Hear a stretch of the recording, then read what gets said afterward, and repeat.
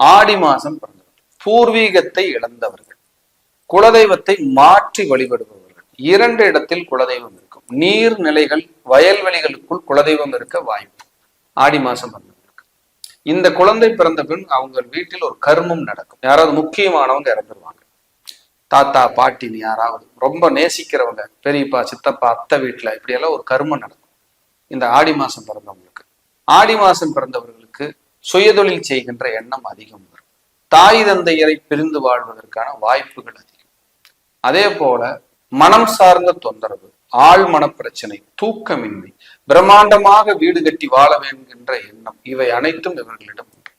ஆடி மாசம் பிறந்தவங்க. இவங்க அம்மா தலை சிறந்த நிர்வாகி. இவங்க அம்மாவுக்கு தையல் கலைகள் இதெல்லாம் ரொம்ப பிடிக்கும். ஆடி மாசம் பிறந்தவர்களுக்கு அம்மா வழியில் வாழ்க்கை சரியில்லாதவர்கள், திருமண வாழ்க்கையில் பாதிக்கப்பட்டவர்கள், 2 கல்யாணம் ஆனவர்கள், இளம் வயதிலேயே கணவனையோ அல்லது மனைவியோ இழந்தவர்கள், குழந்தை இல்லாத வாழ்பவர்கள், தாமதத்திற்கு பின்பு குழந்தை பெற்றவர்கள், ஒரு குழந்தைக்கு ஒரு குழந்தை இடைவெளியானவர்கள் இவர்கள் குடும்பத்தில் உண்டு. இது கடகத்தில் இருக்கிற சூரியன்.